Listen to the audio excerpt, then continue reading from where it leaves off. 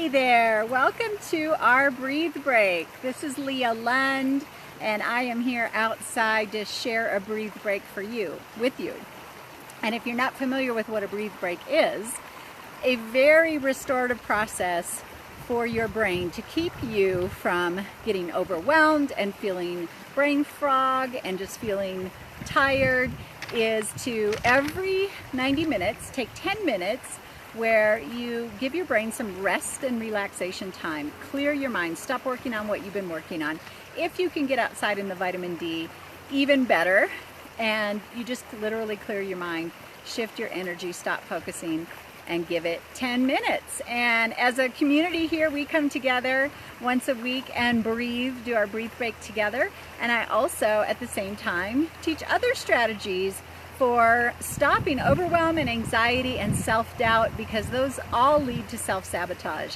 And when you release overwhelm and anxiety and self-doubt, you can get a whole lot more done, feel happy, and live a more fulfilling life. And so today I want to talk about how to create your ideal day, to live a day where you incorporate the things that are personal priorities so that the day is meaningful to you. So that if it were literally your last day, you would have spent the time doing the things personally that are the most meaningful and fulfilling to you, your personal priorities. So you probably have heard in 2005, Steve Jobs spoke to the Stanford graduating class, and he said, "Your time is limited, so don't waste it living someone else's life." That's what happens when you don't proactively, intentionally create your ideal day every day. You live somebody else's life, because then your time and how you spend it is not aligned with your top priorities.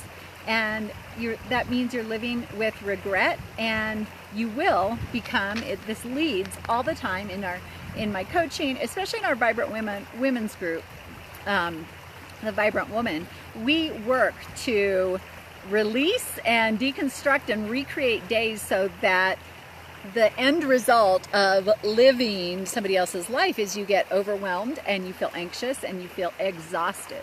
So this is a proactive strategy for your own energy. Another resource that I think is incredibly inspiring on this topic is Bonnie Ware. She was the nurse in palliative care that did a survey and interviewed and collected the top 5 regrets of people who were dying. And I'm going to read those to you right now. The top 5 regrets from people that were dying. Number 1 was, they said, "I wish I'd had the courage to live a life true to myself and not the life that others expected of me."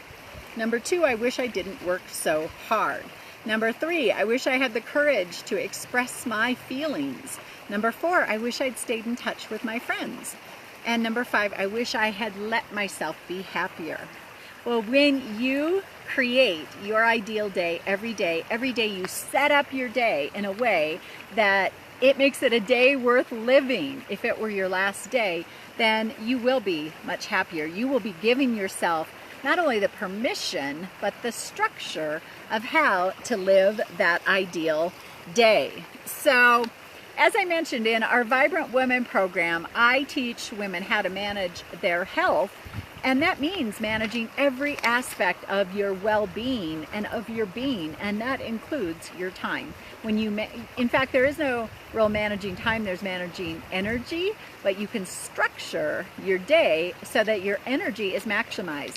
And when you do, you will not only have more to give those that you love, but you will live in a much more fulfilling way yourself. And I'll tell you, I'm going to teach you 4 steps for creating your ideal day every single day. And this is a very timely topic. I have just taken, truly the last year, I've had some coaching that I have done in a very intense personal development leadership program, some personal development I've done myself, and some adventure travel excursions that I've taken transformational leaders on, all of which shifted my schedule a little bit. I did it intentionally, And the most important thing that I advise for you too, if you take on something extra ever, is that there is an end date, and that end date has come. And so it's a perfect time for me to really refine creating my ideal way and my ideal day, and I wanted to share that with you. So I'm going to teach you 4 steps. And so what I made for you to help with a visual is a little base schedule that I'll show you in a minute. But first of all, before you even structure your day, in order to create your day aligned with your top priorities, your top personal priorities first, you have to know what they are. So number 1, grab a notepad and start free flowing and figure out what are your top 5 non-negotiable, self-love, love your life, if these things happen, it is a good day, kind of personal priorities. List out what they are. So for me, that includes meditation, that includes my sunrise ritual, which is prayer and journaling included as well.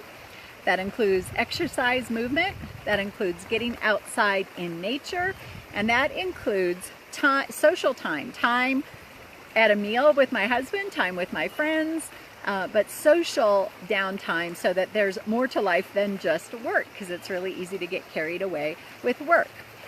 Second, I'm going to come back to a new way to look at work, but so that is step number 1. Identify your top 5 personal priorities that make this day the best day ever, ideal. If these things happen in a day, it is a good day, and then write those down. And then we're going to write a base schedule. So that's step 2, is write a base schedule with time blocks.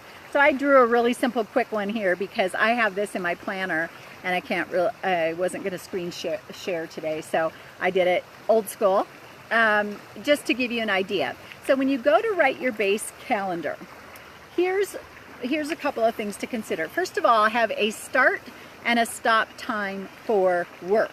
And in fact, we're going to rewrite that thinking that it's work. Your work is your service to the world. Your work is how you serve yourself, others, and higher power, higher spirit. So it's not work time, it's not a job, it is your service. And you might decide you want to provide your service in a different way, but that's what a job and that's what our work is. So determine a start time and an end time, ideal for your service. And for me, that is this dark blue line across, which is 8 a.m. and you'll see another dark blue line across at the bottom, which is 6 p.m. That's the window. Those are the only times that I'm serving. Outside of that is other priorities. Then make time blocks for your 5 top personal priorities. Your self-love. This is an ideal day. This is a day worth living priorities. So I told you my 5, and you'll see I have an orange block across the top that goes from about 6 a.m. to 8 a.m. In truth, sometimes I get up at 4 and 5. Most times I get up at 4 or 5. But I have the point being all the way up till 8 o'clock for my first 3 personal priorities. For my meditation, for my sunrise ritual, and for my movement, my exercise. My priority number 4 is nature. I like to do that around noon and around lunchtime. So you'll see right at 12, our breathe breaks fit in with that. But that's when I get outside. I might be here, I might go out. I don't know if you can see the horses out there in the background. I might go play with the animals for a little bit, but I get out. I might be in my garden. I get out in nature, usually around the middle of the day there.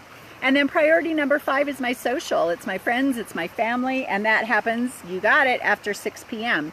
So those are the first time blocks to carve out on your base calendar. Then you can fit in your time blocks for service priorities around that. So you'll see I've got all kinds of different little boxes there. And for me, and this is going to be unique to you and to the service that you do, but I have a place where I write consistently. I do my writing. I have blocks of time for clients that are in different programs. I have a team meeting block. I have a partner in the Inspirement Life, and we have a meeting every week. And I have times blocked out that I would work on projects. So you basically generalize and set time blocks for your priorities. And a little tip on priorities, both personal and your service priorities. Plan twice the time that you think it's going to take, because it will. And if anything, you end up with extra time and you feel more relaxed, and that's great.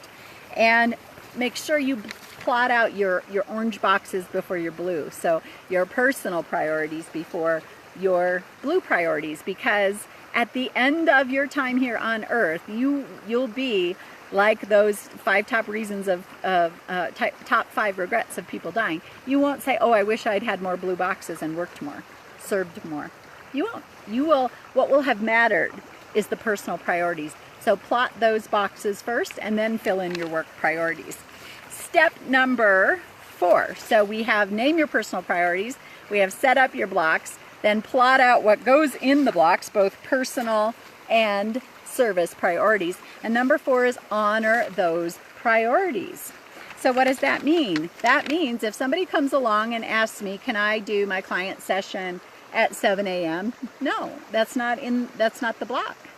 I'm not available at that time. I have another choice at that time. If my family comes and says, hey, can you join us for lunch on Thursday at 11:30? Well, no, that's a blue block. So I can't. Or at least I have to strongly consider if I'm willing to shift my priorities or if that is going to make my day be less than ideal. So knowing that every time you say yes to something different than what you've plotted out on your priorities, you're saying no to something that is your priority. And that's where life gets whittled away and you end up going through the motions and living somebody else's life. And so as you do this, it may feel selfish. Self-indulgent, if not selfish, if you're not accustomed to this. So I reiterate, when you put your time into your personal priorities, you will have more to give your kids, your spouse, your aging parents. You will fill yourself up first and they will benefit, I promise you. And also, if you live their life, if you live their priorities for them, you are preventing them from learning how to do that for themselves. So you're actually teaching them how codependence. You're preventing them from having trial and error and learning how to figure things out. You're preventing them from growth and even from actual consciousness. So these are 4 steps to create your ideal day today and every day. And I hope that you will share in the comments below how you create, how your experiment of this goes, what you accomplish, how it feels, everything about creating your ideal day. And if you would like more coaching support on this, in our Vibrant Woman program, this is one of many, many areas of life that I support women so that they can feel their best and do their best and be their best. And if you're interested in knowing more about that, there is a link, onewholehealth.com/helpmeleah. It's in the comments. You can answer some more questions about what you're looking to accomplish, and I'll take a look and give you a call, and we'll see if the Vibrant Woman is a match for you. Have an ideal day.